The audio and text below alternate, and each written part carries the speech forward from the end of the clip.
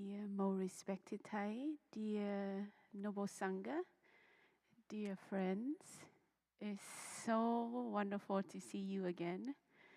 It has been a year already, and I know some of you are here again. I see familiar faces.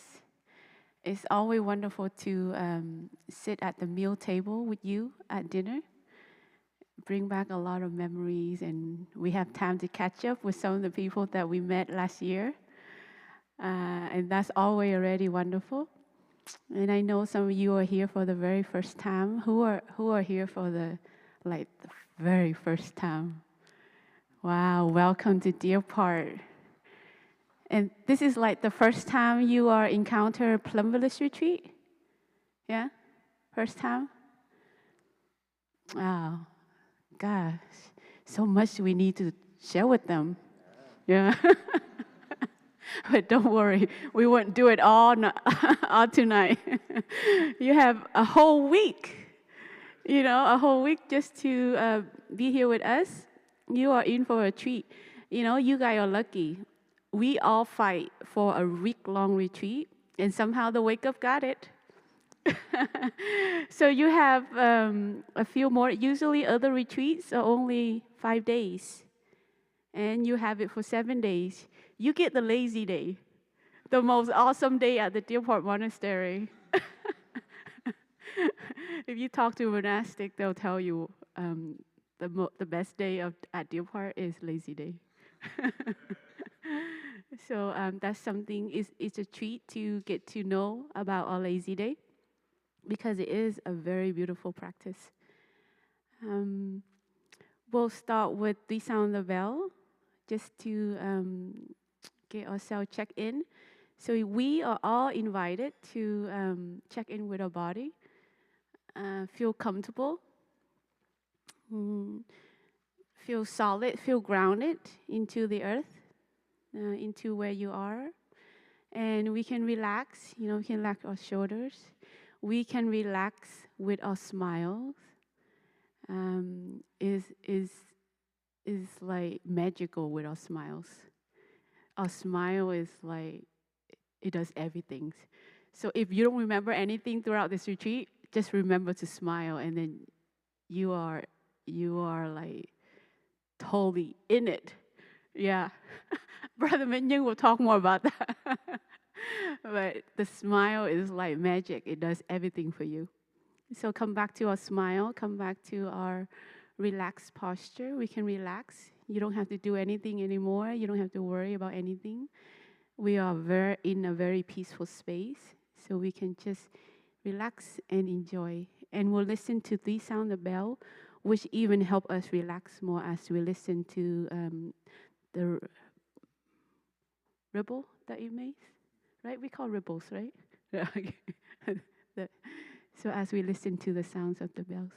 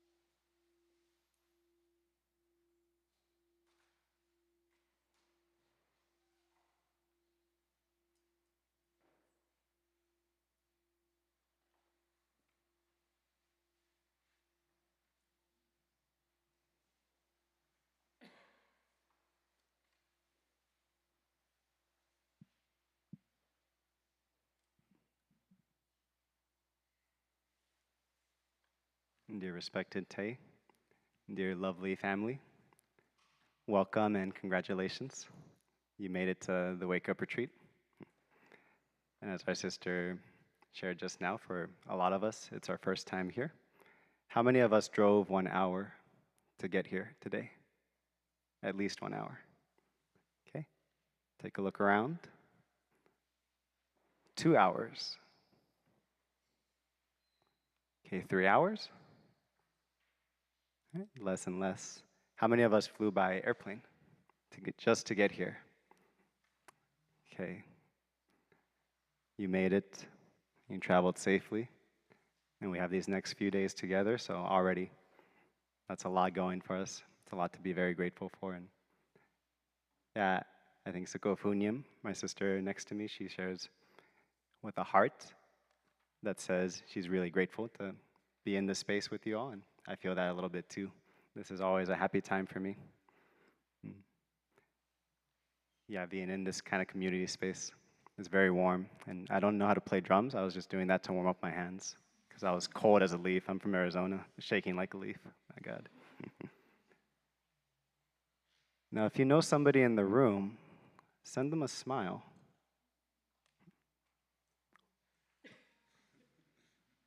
Now, if you don't know somebody, find that somebody and also send them a smile.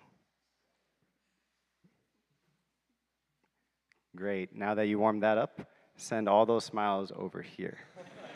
Oh, look, there it is. Thank you. We appreciate that, and that's our orientation for tonight.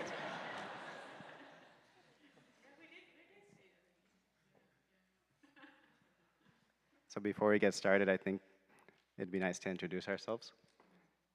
We have construction going on right now near the monks' residence, and there was an open trench for a while in an area where we walk very often to get to the stairs, to get down to the dining hall level, to get down to the meditation hall for the morning.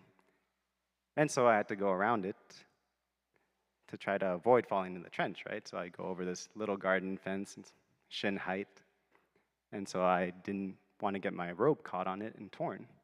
So I was very careful looking down at my feet, and suddenly a bamboo shoot straight into my nostril. It was the worst and the weirdest nosebleed I've ever had. It was pitch dark, and I was stumbling around, and I had to use a lot of tissue and toilet paper and all that. I didn't make it to the morning activity. It was a hike. And the point of this is that I want to make it clear for everyone, I'm not a master of meditation. I'm not a master of mindfulness. I don't claim to be. You can ask my sister. And her credentials, everything. But what I am in front of everyone today, I'm here practicing and learning just like everyone else. And yeah, my siblings, ask them, I'm definitely just somebody learning and growing. So I want to put that clearly in front of the whole group so that I'm more comfortable. I'm not perfect. I'm not going to try to be either. But what I do have to offer is just how I've met the practice and how I've touched it and made it come alive in my own way. These essential practices that really helped me out of difficult situations, and no hyperbole. I owe my life actually to these practices.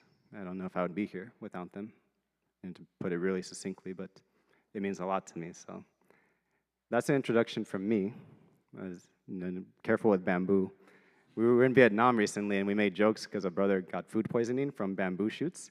And I probably made the most jokes about that, and so I think that's what happened. I think the bamboo said, "Hey, heard you talking smack." So anyway, that's me. Maybe my sister can introduce herself. My name is Brother Kindness. Oh, that's hard to beat. What else did I trip? I'm Sister Fu Nghiêm, and I have some comment with Wake Up orientation. I think I've been here for like at least 3 times already, but it's always I sign up because I know that I have to do with somebody, and that somebody is always a brother. So this is the third brothers that I am doing with that is not repetitive. And this time, when Brother Minh Young was arranged by the Sangha to have him sit up here, the whole Sangha was happy about it. I am not sure why. I know he's very funny, but I am not sure why. So I am also here just like you to experience this moment, to see why the Sangha are so happy that he is here. So I am happy just to be sitting next to him, and very, very grateful that he agreed to do this, and share his stories. Like we talk a little bit just to see how we want to make this special for you. So there were many stories came up, and I looking forward to those stories. Yeah. So that's me. Uh, we don't have a lot of time, so let's just get into it. And if we can't finish it, I'm sure other Dharma teacher will be able to do it for us. So no worries.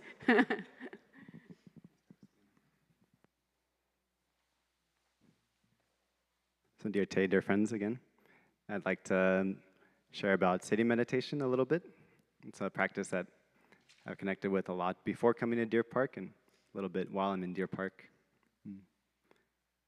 But moreover, I wanted to backtrack and kind of look at the retreat as a whole and kind of don't know what aspirations we might have had, what visions we might have had before signing up to come to Deer Park on this retreat, or if there was anything in our hearts.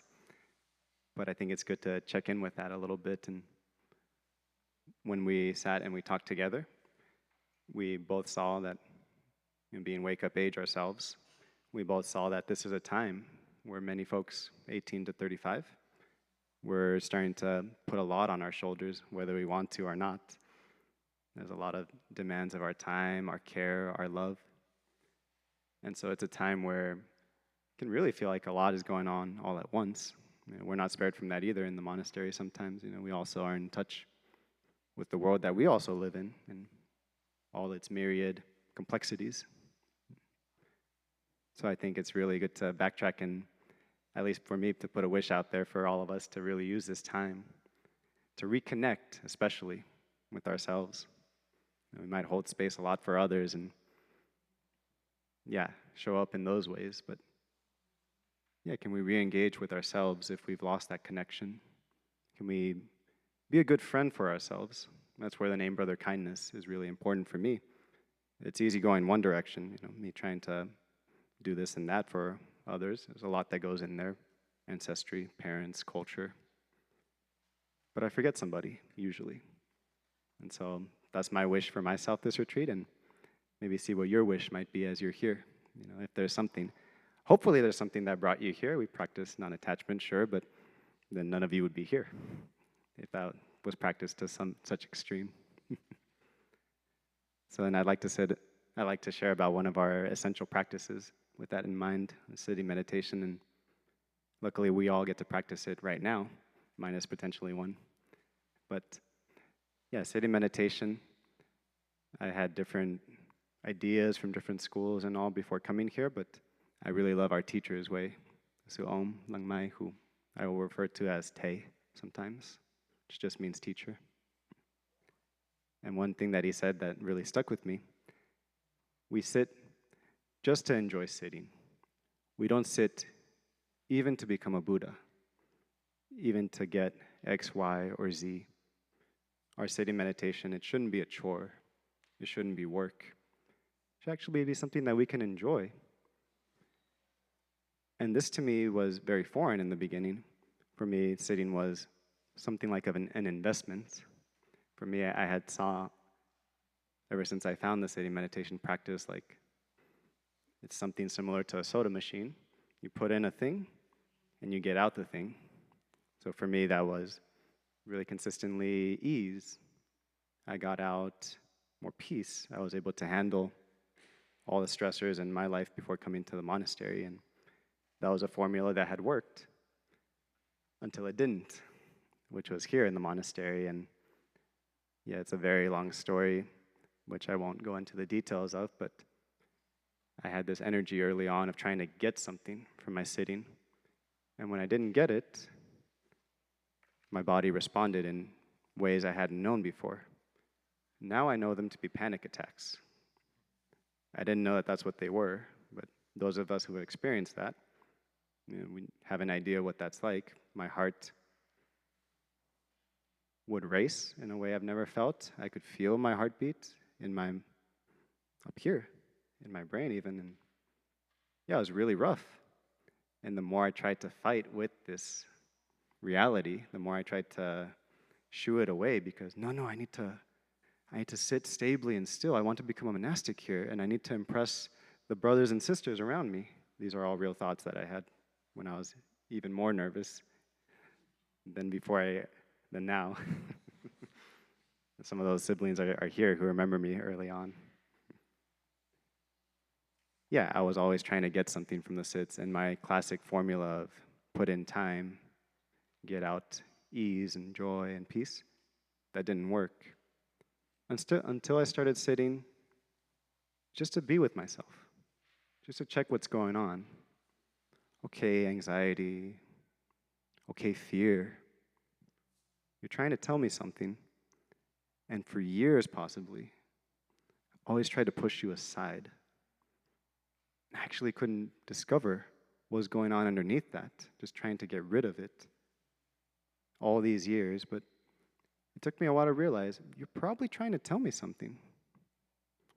And as we sometimes will see, there are always empty mats and cushions, at least one, and the whole paradigm for me changed when I saw an empty mat and cushion and I said, okay, anxiety, okay, fear, take a seat with me, sit next to me.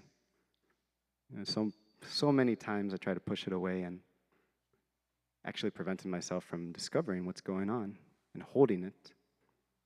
And that's when I actually began to experience some, well, let's call it freedom. And actually there's excitement now every time, maybe once a year, where I didn't sleep well or something and my body's weak, and so I'm more prone to having anxious responses over nothing. But now I smile and I'm like, wow, what can I learn? Take a seat. You and me, we'll be together. And so that's how I interacted with that. And it took me 2 months of being an aspirant to begin to make that connection. I was fighting so much and not really being present with what's going on in my sitting. And so that's just to underscore again, we sit to enjoy sitting and to just be there with what really is. Not trying to fabricate our experience, not trying to make up something that we want to be.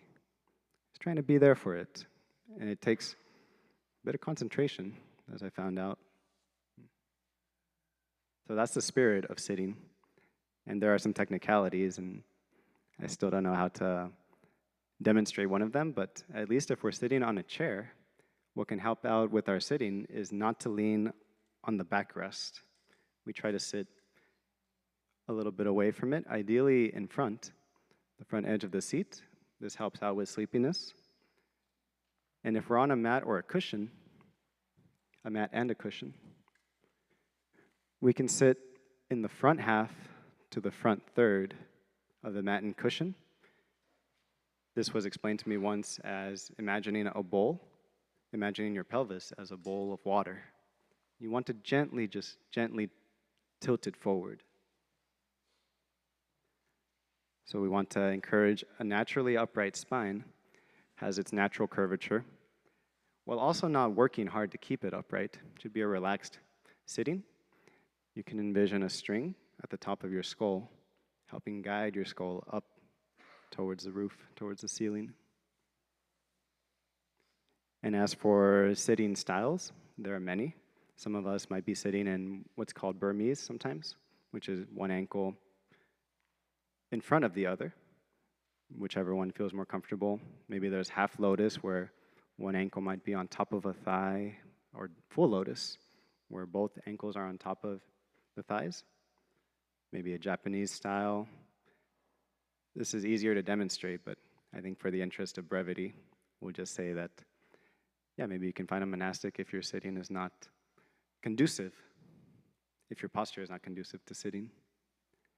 The one thing that I will share is if within the first 5 minutes your knees are absolutely screaming, and there's something that is not just intensity, but is straight up pain, then that's not the posture. So it's okay to adjust. As some of us who might be new to sitting meditation, we might need to adjust in the morning. It's totally fine. Try to do it in a way that's aware of your environment. You don't want to be very noisy. You want to adjust, lovingly, slowly. You don't want to injure ourselves during our sit. And you can try a couple of things. What helps is if we feel that our knees are not fully in contact with the ground, you can use something, if you're on the mat and cushion, you can use something like a hat, a rolled up sweater, maybe another cushion to help place underneath that knee. And that way we have a 3-point contact between our 2 knees and our seat. So we're a tripod. Tripod doesn't work if there's only 2 legs. So yeah, that might help in case we feel pain, which is very different than intense sensation. So please adjust in those first 5 minutes if you hear alarm bells going off. It shouldn't be something that we grit our teeth and just, I'm going to sit no matter what pain, I used to have that affinity, so I'm still recovering from that intensity. And as you'll see, we started out with 3 sounds of the bell, and we also have many of our activities interspersed with the sounds of bells or other things, such as the chimes in the dining hall. And these help us really just to come back and to do that check-in with ourselves, be real and upfront with ourselves, what's going on in ourselves, and accepting where we are, not trying to fabricate our experience again. And so the bell is our friend for that kind of thing, and I think Sister might be able to share a bit to that. So that's just a bit about sitting meditation, and I'll leave it to my sister for the bell.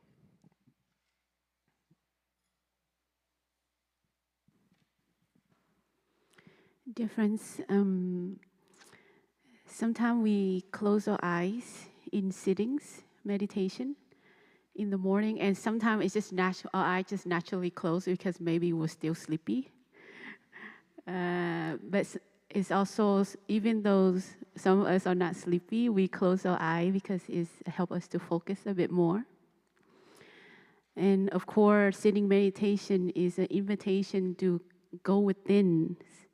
So if, whenever, going within is a bit too much for you, because going within also inviting, sometimes emotion will come up, or a certain feeling or certain agitation will come up. So we can also take a break if it's too much. We can open up our eyes, and being aware of the surrounding is safe, is peaceful, and we're surrounded by people that have the same intention as us, practicing mindfulness, so that we can feel more at ease with our present moment and with our existence at the moment. So those are the few things that we can do.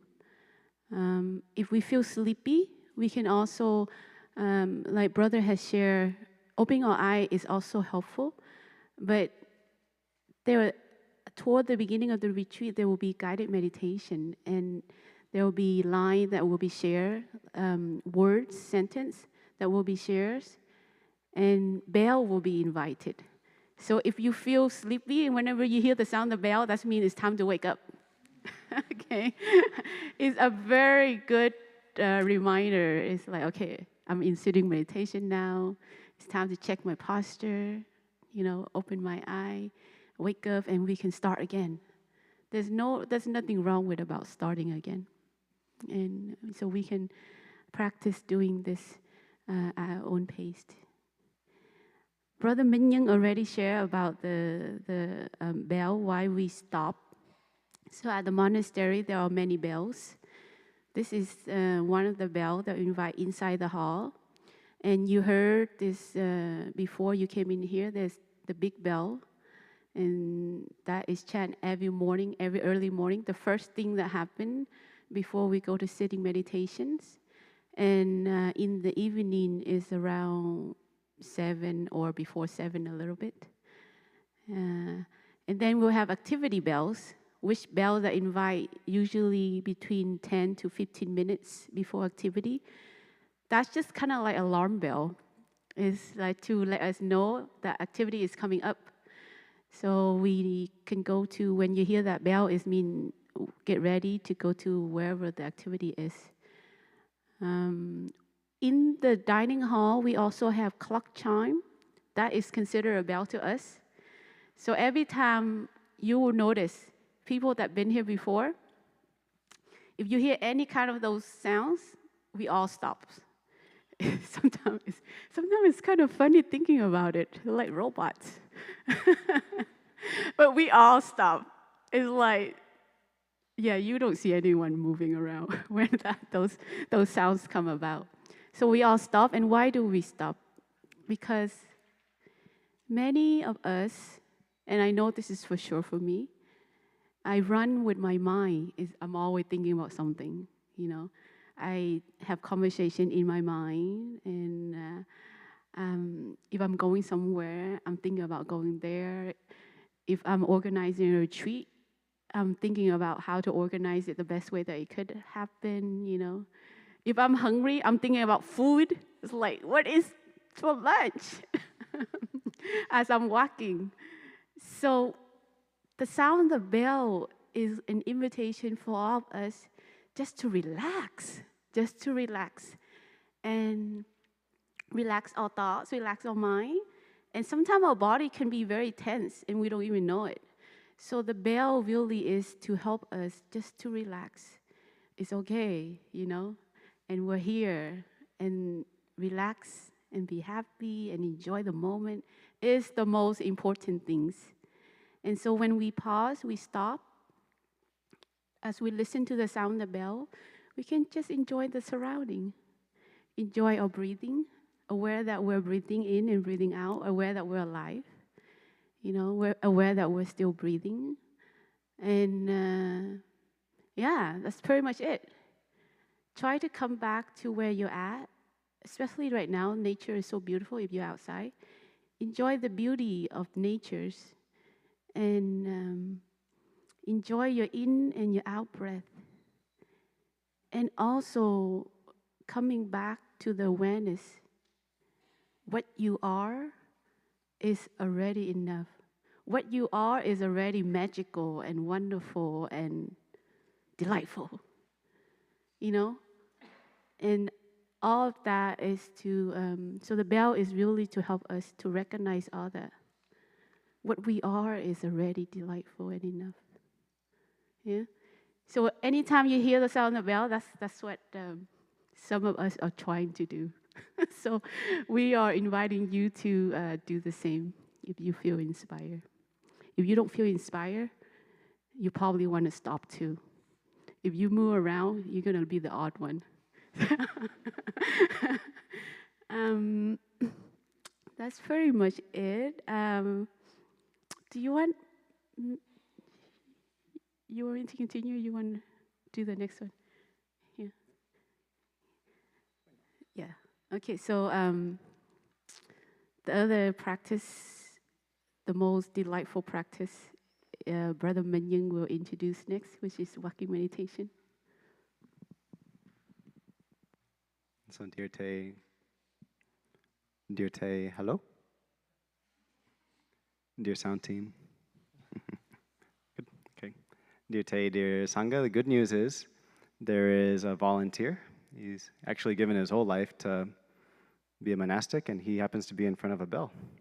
So I think practicing all the points my sister just shared, we can hear a sound of the bell and try it out. Where am I? There might be lethargy, might be excitement, curiosity, might be some tension in our body. For me, it hides in the shoulders and in the face, in the jaw. Do we feel where our body is warm? Do we feel where it's cold? Just do a check-in, and we try to invite some curiosity, because we have a body, but so often we forget. So then, let's check in with one sound of the bell before I continue.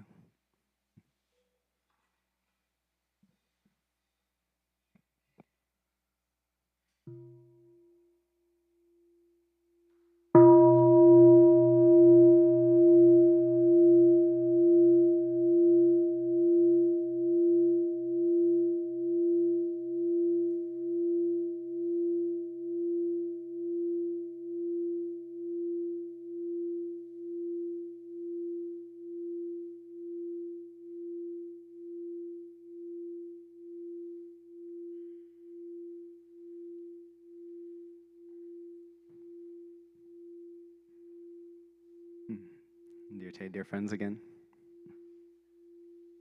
I'd like to share a bit about walking meditation. And as my sister shared a little bit, it's a practice that I was very delighted to find in the Plum Village way of practicing. Because as I shared with my story from earlier about sitting, and this may happen for some of us, sometimes we find that the body is not a safe place to come back to. Sometimes in our practice, we can discover that. There's a whole lot that could be shared on that point, but what I found out through the help of the community, a lot of love from my brothers and sisters, monastic and lay alike. The great thing about Plum Village is there's so many different practices. And sometimes being so in the body is not the thing to do. And for me, what ended up happening is I found a lot of ease in getting outside of the body through walking meditation, through the ability of being in touch with my steps, and also simply just being around the Sangha and being in nature, which those of us who live here, we might take for granted just how amazing our chaparral is here, the lilacs in bloom, with rain in April and hail the size of rice. It's unprecedented for California. And our waterfall that just seems to be on perpetual loop. So for me, I found out that walking meditation and other practices as well is a way not to ignore what's going on in the body. That's the crucial point. It's not to pretend it's not there, but sometimes we have to invite other feelings, maybe ease, maybe joy, maybe getting distracted by the biggest, most cool mushroom you've ever seen. I'm from Arizona, and I love mushrooms because we don't have them there that much. So I do get distracted in my walking sometimes. I'm like, whoa. And with that lightness, then it's more easy to touch more discovery in our sitting. That's kind of microscopic sometimes if we want to really look at the quality and the subtlety of the breath as it changes and also as our feelings change and trying to see what's going on. Sometimes it's too much all at once, which is totally okay. So walking meditation is a chance to kind of not treat it as that microscopic, zooming in kind of meditation. For me, that manifests as trying to look at the quality of my steps. So if anything else, maybe just try to have curiosity about your steps. Am I stepping gently? Am I stepping mindfully? That little roly-poly, did I avoid it? And if I did, well, did I smile to it saying, okay, not today, friend? Like these little things. And sometimes we have accidents and it's so, you hear the stink bug and you're like, no, it wasn't a crunchy leaf. If you look straight ahead, so that's where I kind of put my attention on my footsteps. But yeah, it's up to you to see how or where you want to put your gaze. Should be relaxed. There will be more instructions about walking meditation from the actual monastic leading it. So I just share a bit about the spirit as well. And again, just like in sitting meditation, we drop this idea of trying to get somewhere. So many times in our life, we have to walk from point A to point B. And I admit I don't know myself which foot I used to step into the meditation hall, but this was something I used to practice. Am I so aware of my step that I can even tell, okay, I entered the hall with my left foot or my right foot. And so that's one thing to potentially try out. Other things are trying to link the breathing and the steps. Again, there will be more exposition on this during the actual walk, but we can check in with the capacity of our lungs and see maybe I take 2 steps with my inhalations. Stepping for 1 on the inhale, stepping for 2. And maybe, depending on my lungs, I can take 3 steps with my out breath, breathing out 1 step, breathing out a second time, another step, and third time, yet another step. So there will be more on this.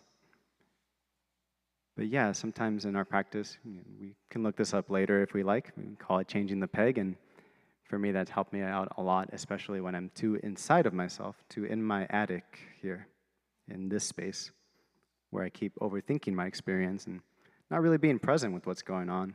So please use the nature, use the community that's around you. This is a big source of refuge. And of course, when I'm suffering and I have something, for me, it was depression early on. I didn't want to put myself in that space because, again, I don't feel well. But I found time and time again giving it a chance and seeing how everything changes after an hour, even if all I saw was, the way we walked into Poison Oak area and seeing all the monastics, dodging it skillfully and everything, or like these little things that kind of remind me, okay, yes, this is going on inside of me. That's true. And there's more going on outside of me that I tend to forget. And that tends to help me touch more ease and lightness, which is helpful to actually bring in other places of sitting, places of more formal practice. So it's a really powerful practice that even our teacher utilized to walk with the feelings and all the uncertainty from a war in Vietnam. He really had to use his walking meditation to touch that stability and ease again. And I totally from my own experience, I can understand why that might be. And so we'll have many chances to practice this. Like with sitting and with walking, however, it doesn't have to be limited to this space where we have a nice comfy cushion and a nice mat or a chair, or we have a dedicated hour to walk. This can even be something we do from the parking lot to our dormitory, or from where we're staying in the campground to the dining hall. We don't have to wait until it's a formal time to practice, to touch some element of walking, to find ourselves sitting, waiting for the lunch bell to be invited. We can already start checking in. Okay, where's my breathing? Where's my body arranged in this time and in this space? So, of course, we can train during these formal times, but when we take it to the streets, when you're at Costco running around like me, you've been to 3 Costcos already, I buy groceries for these retreats, and do I remember my steps even there when somebody just ran their cart into my shin and during the holidays? Like, do I remember to smile to that? Usually no, but then that's, again, I'm not perfect. I'm just learning how to interact and relate and make it count in those places that are not a meditation hall, that are not a monastery, which we can imagine, but all of us will experience again in 6 days, 7 days, whenever the retreat ends. And so use this as a training grounds, but that's where it really applies at that guy who just cut you off on the 78 West, like, oh, am I angry? Okay, am I angry and am I breathing? Okay, it's a little better. So progress over perfection. So that's about walking a little bit. And maybe I hand it over to my sister and don't know what's next on our menu. Thank you. Eating is next on the menu. But before we talk about meeting, I forgot to mention that with the 2 big bells, early in the morning and around 7 o'clock, we pause and we take about 10 in breaths and out breaths. And then we can move on with whatever that we are doing. So that 10, it's just like, it's the same thing, same idea. Check in where we are. Are we present with our body, our mind at the moment? Are we relaxing? Are we enjoying life? Yes. Eating meditation is, there will be a lot of concepts that will be shared with you. And it may be familiar with you, but maybe not. And one of them is interbeing. And interbeing is very much, we exist because everything else. For example, for this retreat, I am facilitating a Dhamma sharing group, which also means that I don't have to cook because I am supporting that part of the retreat. But other people are cooking for me to eat and for you.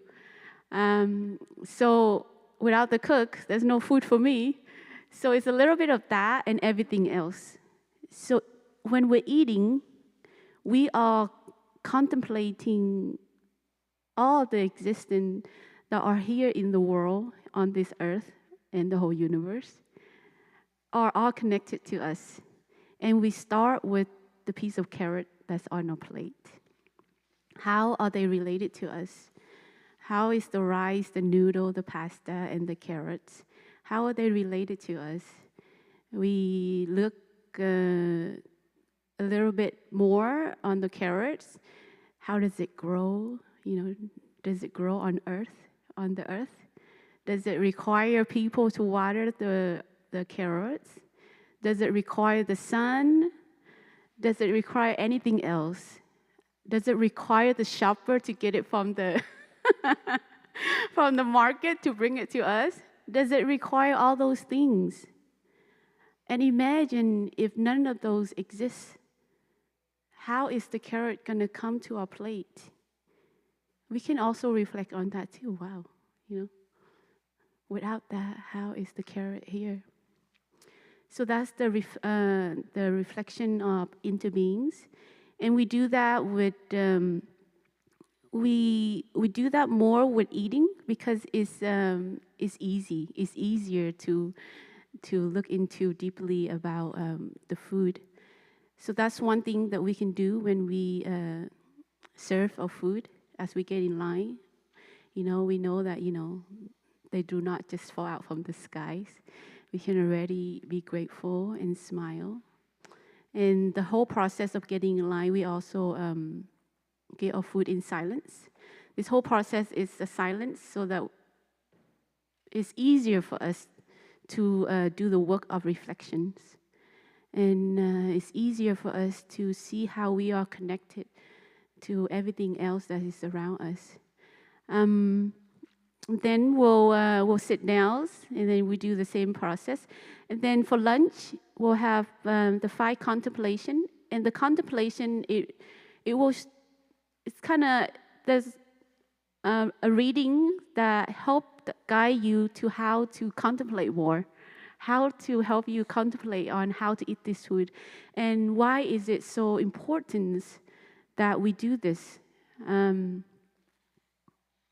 For dinner, we get in line and silent the whole time, and then we'll get our food and we'll sit down and we'll eat. And then after, for about 20 minutes, 2 bells will be invited or 3 bells will be invited.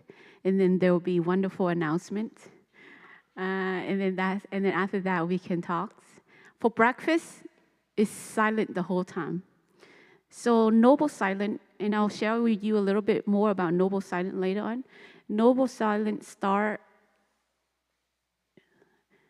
after this. I didn't check with the organizing team. Is it after the activity or at 9? 9:30. Wow, 9:30. Okay, so noble silent is start at 9:30, which is a time where it ends after we wash our dishes for breakfast.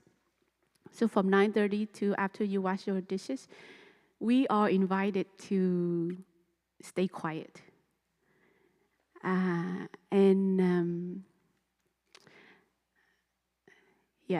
So let me finish with eating meditation first before I move to that. I don't want to confuse you guys. So so breakfast is quiet the whole time until after you wash your dishes. One of the things that's very helpful for me, this is something that I've been practicing, and I feel is a bit advanced, but if you feel inspired, you can also practice with us, is the practice of being free from our food. Sometimes we get our food, and we eat our food like a slave. Sometimes I feel that way. I feel like I eat my food like a slave. It's like I just eat and I don't know anything else. I don't even know that I'm alive. I don't even know anything else that is around me, which is very beautiful to see so many people enjoy their food together in silence and feel so connected. Anytime that I feel that way is like magic. It's like, oh my gosh, I come to meal for that. Just to experience the magic of eating together in silence. So it's a practice of letting go and be free from our own food and really be at ease. I'm free from the food. I'm enjoying the food. I feel ease. I feel happy sitting here. There's food there. I'm eating, and it's nice. Instead of like just sit there and try to put food in my body. And one of the way is what I do is I drop my utensil. I don't literally drop it, but I I release it. I release the utensil after I put food into my mouth. I just put it on the plate, let it rest on the plate, and sit back and enjoy and just chew my food. And that's it. So you are invited to just enjoy your food. Maybe we'll listen to one sound of the bell before I continue. We'll listen to one sound of the bell. So please, every time we hear the sound of the bell, we can check in with our body, our smiles, and relax.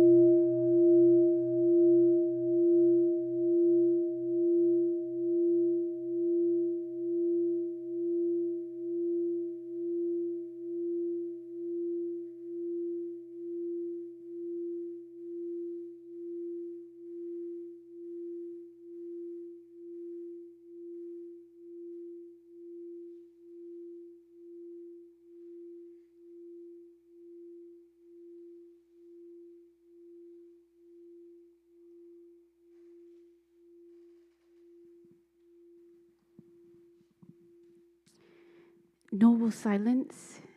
Noble silence is really not about staying quiet, not talking. It's not about that at all. It's about quiet our mind, of the chatter that's in our head, and be at peace with it, and and quiet down so that it's not controlling our life, and allow us just to live our life. So noble silence really is about that. No talking is so helpful, because talking on top of thinking is just a lot of working for our body and our mind. So that is why it's very helpful just to stay quiet and pay attention to our body, because it's toward the end of the day, and a lot of things already had happened in the day, and it's a time for us to check in. Is like, are we, tense in our body? Are we like always thinking about something? Because something had happened in the day, or maybe in our life recently, and it's just keep nagging in our mind. Is that happening in our life at the moment? So the time from 9:30 until after we wash our dishes is a time giving to us to do that, to even check in with us even more. And it's a tough practice. Why is it a tough practice? Because not everyone remember to do that. You will recognize that not everyone remember to. I myself don't remember to do that all the time either. You confess, I have to confess too. Otherwise people. So, and it's tough, and we understand we're all human beings. We forget. This is why we practice as a Sangha, as a community. Because if I forget, and Brother Minyang remember, I look at him and it's like, okay,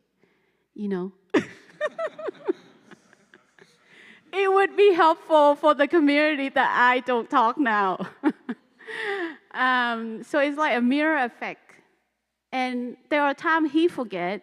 For example, the bell is invited, and he's busy thinking, not even know that he's walking. And I stopped, so he saw me like, why is she stopping?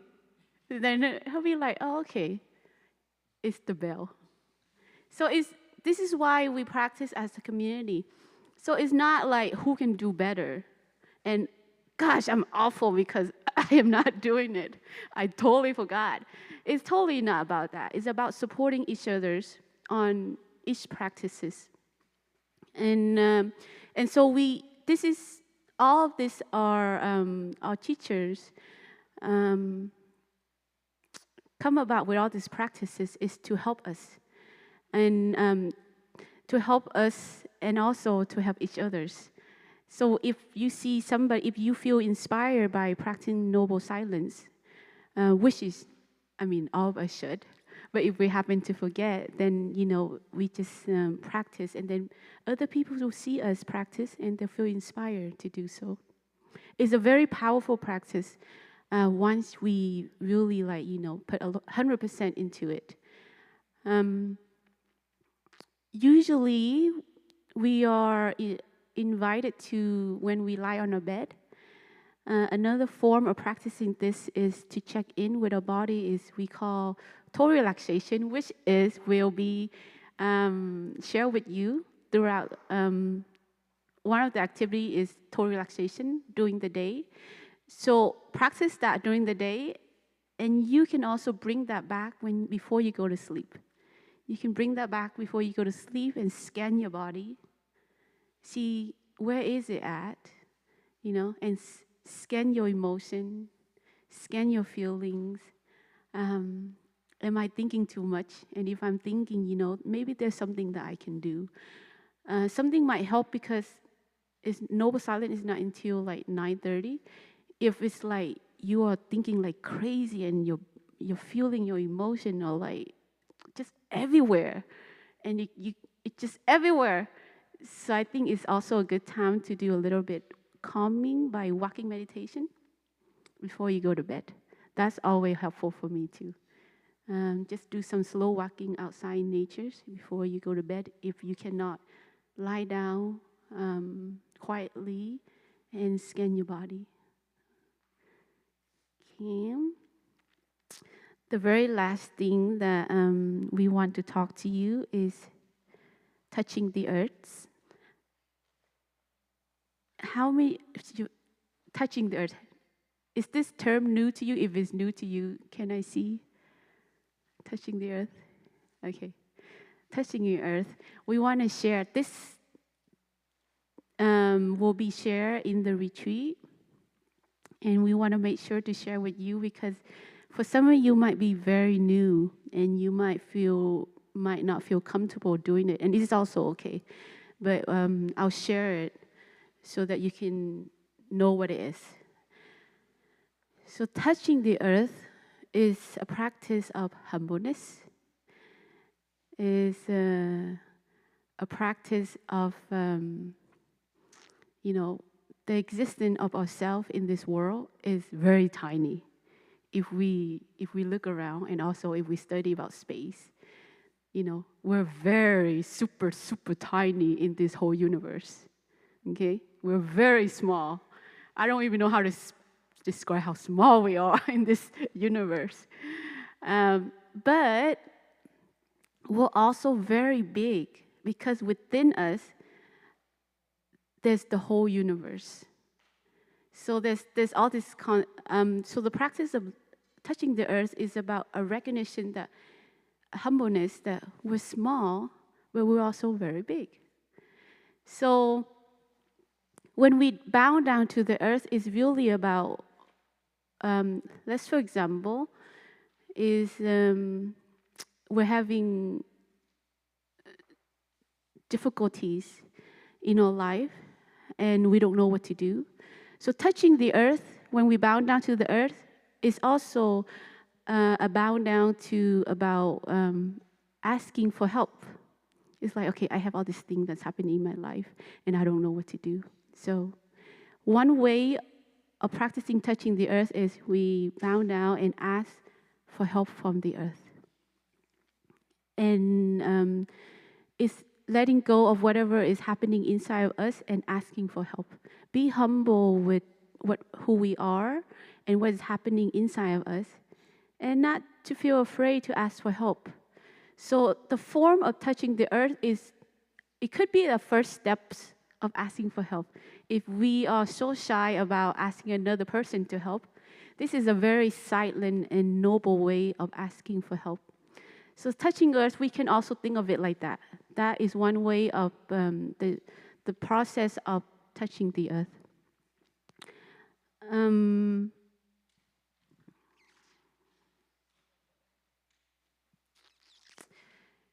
I think I covered pretty much everything.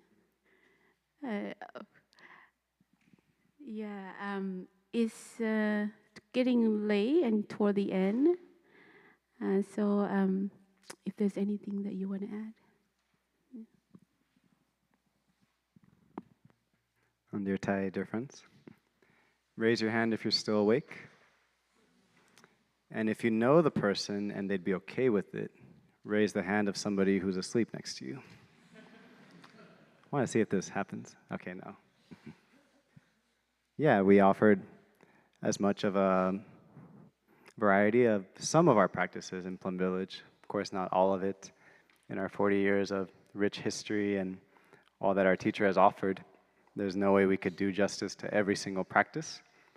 And we don't need to either, because as we've shared earlier, there's so much that we offer, and so many monastics and lay friends as well, helping us to keep that fire going and to meet with the practice in ways that are useful and appropriate to us, to our times, to really lean on the strength of the community and experiences of those around you. And yeah, that's really, I think, where a lot of the learning happens. You know, we can sit on a mat and cushion all day, but if you have a roommate who forgets to flush and there goes all your mindfulness and peace and stuff, then okay, that's something where you're like, okay, I'm still stuck in this little thing, you know. So that's where a lot of discovery happens in communal living, and we know something about it. You know, we kind of live here, so feel free to ask us when it's the right time. You know, don't try to do it during, you know, if you're using a chainsaw or something, which we probably won't be doing this retreat. That's not the time to ask these really deep questions.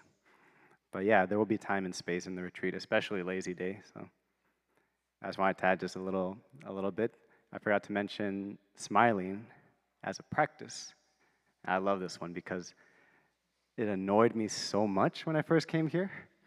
Because in my mind and in my pride before I came to the monastery, I'm of the affinity where I think, well, I have to have a reason to smile, and then I can smile. You know, all my friends were in this background. I ended up studying math and computer science, so like, why would I smile if I don't feel a reason to smile? You know, it doesn't feel authentic. So to me, that feels kind of slimy. But I'm also of this affinity where if I don't believe in something, where I'm not sure if it's true, and it's not something that's going to get people hurt, it's important, I try it out. Because how can I talk about something if I haven't tried it out and honestly given it a chance? So it was awkward for the first year, second, third year, I don't know how long, until I realized something so simple and obvious. You know, smiling already changes the whole situation. I don't really need to have a reason. And our monkey brains are so funny. And I remember looking up in the monastery, there's a study that if we just look at ourselves smiling, our own selves smiling in the mirror, a lot of the same neural processes occur as if we saw another person smiling. Our brains don't differentiate. It's like, oh, smiling image, happy chemical. You know, it's this kind of such a simple reaction. And then whether you look goofy or not, holding up the line for the bathroom in the dining hall, you know, like while you're just smiling in a mirror in the morning, noble silence, right? You're like, oh, I do feel better. I don't like it. Why did you, you know? In my mind, it has to make sense before I do it, but that's just not how most, you know, we think we're logical, rational, but we operate so much on the level of emotions, and something hard to accept, but this is a good place to try it out. You know, smiling as a practice. Our teacher would call it smiling yoga, you know? And again, I rolled my eyes at this in the beginning, like, why would I do that? But I invite all of us to try that out. Even if it doesn't feel right, even if it's like, okay, what am I doing here? The good thing is we won't be institutionalized if we try that in a monastery. You go to Home Depot, you go to Lowe's, or what's worse, the DMV, and you're smiling randomly for an hour, you might get some questions. So be careful with that. I was on a home visit in the Home Depot parking lot. Yeah, I was sitting and smiling on one of those little bumpers for parking spaces, and yeah, a police did come around and talk to me. I was in robes on the home visit, so it makes better sense if it's an appropriate place in the world, but here you're in a monastery, so if you look goofy, you look silly, you're in good company, so feel free to try that out here. I say that as someone, again, who really couldn't stand the whole, like, why are we smiling? I'm sad, I want to be sad. But anyway, the same process happened for me with singing. And as we practiced at the beginning, we were singing a few practice songs, and again, in my mind, there's all this blah, blah about, well, I don't feel solid like a mountain. I don't feel fresh as the dew. So I would try to keep silent and not sing along because I'm being authentic, man, like, I gotta be authentic, If I'm not authentic, then what am I? This whole stuff that I get stuck in. And same, I think, coexisting with that practice of smiling, I realized, yeah, maybe I could sing and I don't know, I'm not feeling the best or haven't had any caffeine or whatever that day yet. But it does change it. And especially if we see in a community setting, we're all singing and not like we're the best singers in the world, It's not like that's our profession. Most of us who came to the monastery and most of us here, we didn't have choir experience, but it's not about that at all. It's just we see what happens if we try to offer a word or two, maybe one of the gestures even. Maybe that could be our growing edge at that point. And then see, we can turn that dial a little bit down, this rationalizing, like, I don't sing songs, it's very cultish, and, maybe it is. And I love it. Now I can say here, sitting in front of everyone, like, and the brothers can testify to this, I'm usually screaming from far away, singing a song, and finding my brother to play drum while he plays guitar, and so, yeah, it might take a while for it to feel natural at all, if at all, this whole retreat, and that's okay as well, but if we're all here, I think that's testament already to the fact that we're trying to explore. We're trying to learn one thing or another. We have our ideas too, and we also have the reality of what Plum Village is and what we have on offer. And if smiling and singing wasn't there, then I wouldn't feel at home, because I don't know what it would be without those two. So give it a try. And then I think if there's nothing else to add, I think I just wanted to end on that note, because a big reason I was propelled to really pursue this path and dedicate my life to it is one simple sutra that I had read in high school as a freshman. It's on the back of a book from Goodwill that I put back in the shelf, but then I pulled it out again because it stuck with me for a little bit. Now I know it as a Kalama Sutta, and it gets called the Charter on Free Inquiry. And there are many ways to translate it, but the gist of it is there were these people in the Buddha's time, the Kalama people. And at the time of the Buddha, there were already many rich spiritual traditions all around. The image of somebody walking for alms was not new. There were ascetics. There was already a culture of these practices and many ideas on how to practice. Naturally, one day, the Kalama people saw the Buddha, yet another person proposing a way and proposing a path. And they had asked, well, there's so many traditions and so many guides and so many ways, and in whom can we take refuge, really? We don't really know which is the path, which is the correct path, which will be the correct path indefinitely.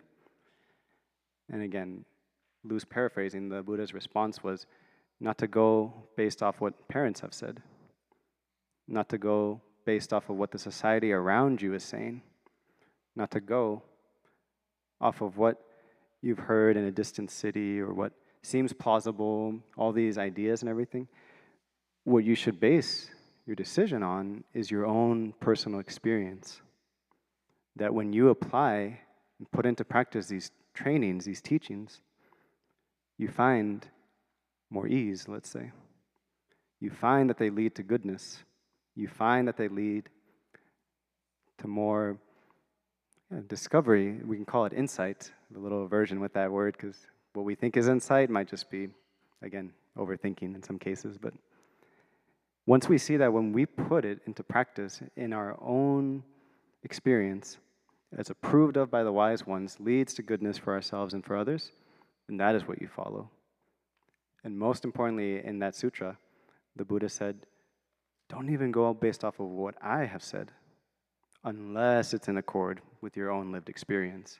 You see it does good for you, it does good for others, and is sustainable. So that to me as a high schooler was mind-blowing, because I'd always seen that many spiritual traditions, as rich and as wonderful as they are, I'd never heard something so bold where its very leader said, don't have to believe me. Don't have to believe me or our sister right now. You have to try it out for yourself. And then, only then, these words, these ideas that admittedly we've shared tonight at length, only then can we know, okay, wow, maybe there's something to that, you know? Maybe there's more to explore even, which has been my discovery and what keeps me excited on the path. So that's my big invitation for all of us, you know, don't, just because we're monks and nuns and some of us put our nose in bamboo leaves and stuff, like, don't go based off of what we say and share. You know, you have to really try it out for yourself, and also lean on the experience of others, you know, because that's certainly what we've done as well. You know, a lot of our discoveries were with the help of the community. And so there's an inter-exchange, there's a cross-pollination there. I think that's probably the most important thing. You know. Really try it out, not sarcastically like I do sometimes with things like, I'll try it, but I know I don't like it already, you know, because then that's not really trying it, you know. We're not asking anyone for their blood or anything this retreat, right? Okay. So with that, I understand we've been here for an hour, and you know, wish it could be a reel on Instagram, you know, really short, but then we'd miss something or another. But I think we'll leave it at that, huh? And then we'll sit tight for, I think, a few announcements after some sounds of the bell from, I think, the organizing team, if there are any. So thank you for being here. Thank you for continuing to stay awake amid yawns and maybe a little sleepiness. Me too. So let's come back to our body. Find our bodies where we're seated. It's this quick intuition to try to change how we're sitting, which is okay. Just observe that if it's there, but see if you can relate with your posture, with your breath, just as it is. That curiosity alive as we listen to 3 sounds of the bell to conclude.